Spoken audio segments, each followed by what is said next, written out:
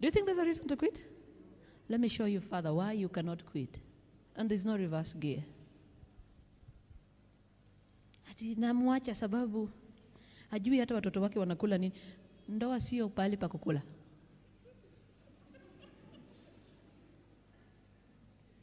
Hajui watoto wake wanakula nini. Kwani wajane wanakula nini? Those that are widows, how do they feed? That you, your husband, must provide. Sasa unataka utafute yule mwenye analeta chakula. Utapata. Wakuleta chakula utapata. Hata kununulie gari. Lakini yako na kizungumkuti, anapenda wanawake nje huko. Tena utatoka hapa. Anazurura na wanawake. Tenda kutafuta mwingine. Mwenye ni mchawi.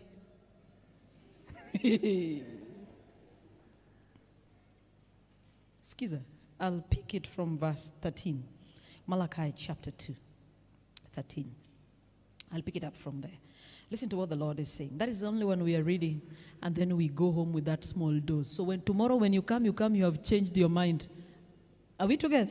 Yes. Don't come back here that you want to quit. You're not quitting. You're not going anyway. And this is the second thing you do. You know, this is Israel arguing with God why they are suffering. So God is also giving an explanation. So, and this is the second thing you do.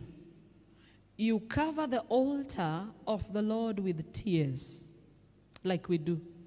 We come here, cry, with weeping and crying. So he does not regard the offering anymore, nor receive it with goodwill from your hands. So God is not even interested in our crying. He's not even interested in our offering. He's not interested at all.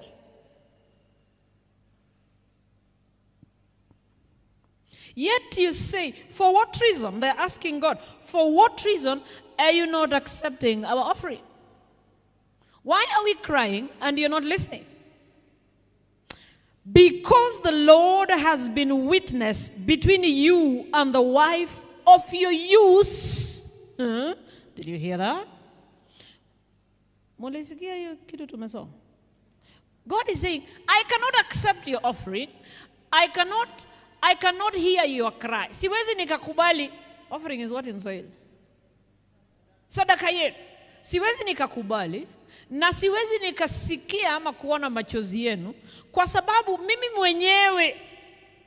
Witness is what? I'm translating this thing. Nimekuwa shahidi. Kati ya uhusiano ulioko kati yako na mke wako wa ujana. With whom you have dealt treacherously, yet she is your companion and your wife by covenant. So God is saying, I cannot hear you because I have seen it with my own eyes. How you have dealt with the wife of you. I'm talking to the man. What is tomorrow's sermon? The buck stops with who?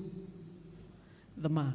I'm not here to quarrel men. I'm here to speak the word of God. The buck stops with the man. So God is saying, I cannot hear you because I have witnessed myself. I don't need anyone to testify. I have seen it myself. The way you deal treacherously, to deal treacherously is to violate the vow that you have between you and your wife. So God is saying, I have witnessed how you have violated the vow that was between you and your wife. And not just any wife, the wife of your what? Of your youth, with whom she's your companion and your wife by what? Covenant. Now, who's the wife of your youth?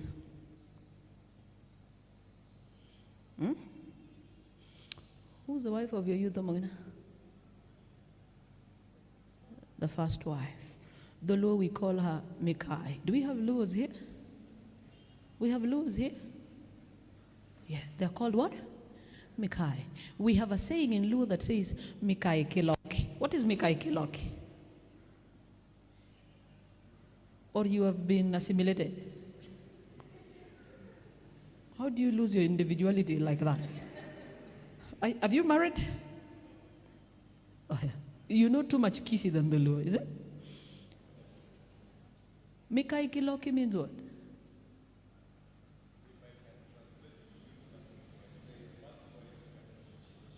First wife cannot be what? Replaced. You can never replace the what? It is impossible. You can't. Even if she's a witch, you cannot. At what point did you discover she's a witch?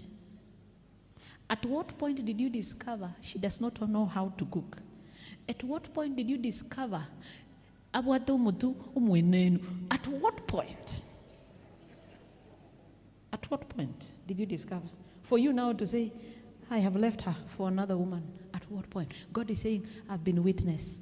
You vowed. And this is your wife by covenant. Do you know why he's calling a covenant? Because there is only one spiritual covenant between a man and a woman that is recognized in where?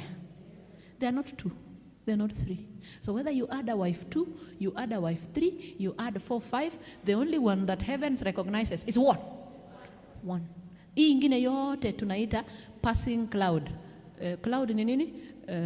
Mawingu yenye inapita. Ni kupotezea wamama wengine wakati.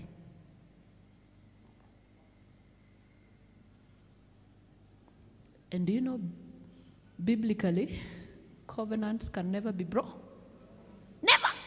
Even if they were gotten into through deception. Ulidanganywa. Akakuambia, mimi ni manager Safaricom. Mukafanya harusi. Wiki ya pili after honeymoon, ukagundua ni mtu wa pikipiki. Hey, hautoki. You can never break that covenant.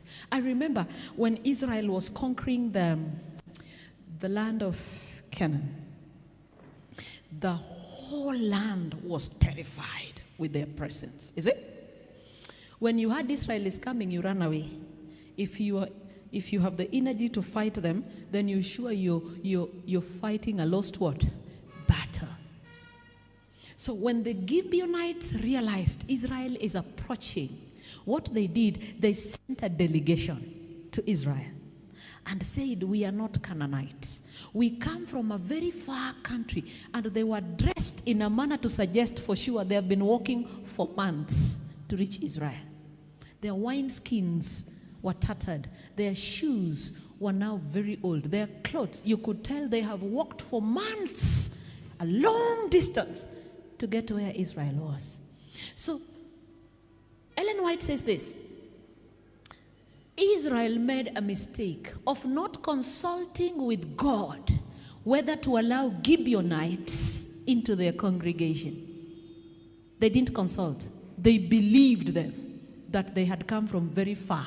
They are not Canaanites. Because remember, they were not to entertain anyone. They were to kill all Canaanites. So they are there, they said, it's okay, you can be part of us. They continued with the journey. They only went 3 days journey, and they met the city of the Gi. Then they realized, walitudanganya. These guys don't come from far. These guys are actually Canaanites. And when they wanted to destroy the Gibeonites, the Lord said, you will not destroy them because you entered into a covenant with them. So Ellen White says, even though the covenant was secured through deception, they were not going to break it. Because that is the power of covenants. That is the power of vows. That is the power of pledges. When you make a pledge to the Lord, do not delay to do what? To pay it. So whether you were lied to, msichana akakudanganya akakwambia ako 25 na wewe uko 30, ukapata kipande yake baada ya harusi ako 38, hakuna mahali. Those are things you should have done thoroughly before you got married. And that is how powerful covenants are. So when you come here to church and make a vow in your wedding ceremony, friends, there is no reverse word. It has no reverse gear. It does not. I'm not making marriage easy for anyone. I'm saying there is no reverse what? Gear. You need to be careful. It's not an institution you enter upon because everyone is going into it. You must do a thorough background check. And Ellen White says this: you must feel in your heart that God is the one who must choose for you the one you'll spend with the rest of your life. Because marriage will determine your life, the quality of your life here, and the quality of your life. Yeah, many of us will remain here because marriage worked our remaining here.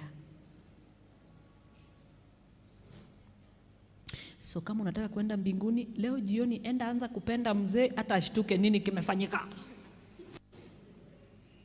Hakuna mahali unaenda. Listen to verse 15. Listen carefully. Verse 15. But did he not make them one? That is the question. Si Mungu aliwafanya kitu kimoja. Alafu anauliza, having a remnant of the Spirit. And why one? Kwa nini aliwafanya kitu kimoja? Kwa nini akaumba ndoa? Why did God institute marriage? Why did God make them one? And why one? Listen to the answer.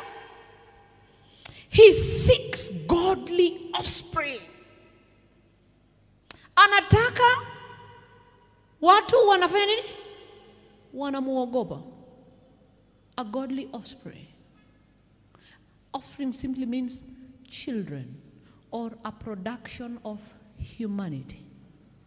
Anatafuta watu wengi. Na si watu hivi hivi. Anatafuta watu wanamcha nani?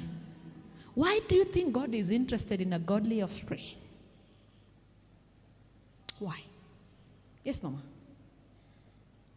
Because the Bible says he created marriage, made them one, because he wants a godly production. For what?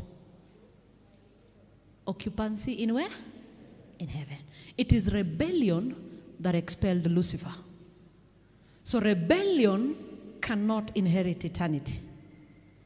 It means godliness must inherit eternity. And that is why Spirit of God says that we were created so that after test and trial, what test and trial? To prove our godliness. That we are fit to occupy where? Heaven. So God has no backup plan. God depends on you, mommy and daddy, to raise a family, God-fearing, to be able to enter where?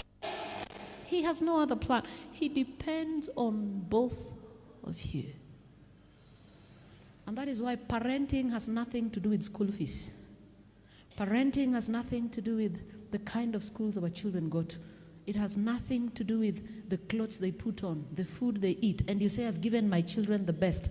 The goal of parenting is producing godliness in children for occupancy in heaven. If you have done that, you have succeeded in parenting.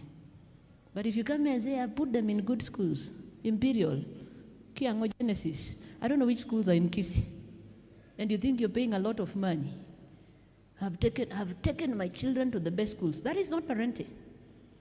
Parenting has got to do with raising a people that fear God, solid, pure character for inheriting eternal life.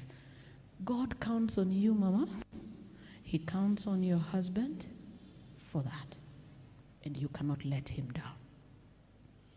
I wish everyone understood that that is why we get into marriage.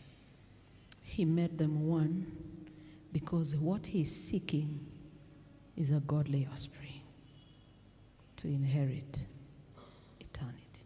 Because this is not our home. Remember, we are created so. The place is in where? Heaven. We don't get married for land. These are not the ages where we fight for land. No. You're fighting for land to take to heaven. No.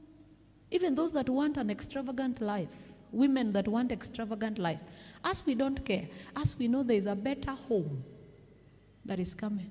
No eye has seen, no ear has heard, no mind has conceived So even if we missed out on what you call good here on earth, we know what our Father in heaven has planned for us. Second to none. Second to none. We cannot struggle for the things of this world because the world and the things of this world are passing away. What you need in life is simplicity. Can we put decent food on the table? Can our children dress differently? What is over and above is meant to help other people. Sekero mukonya go chenchi chigali na nje timbo tie gali. You'd rather give me one car. At least God will tell you, when I was walking on food, you gave me a what?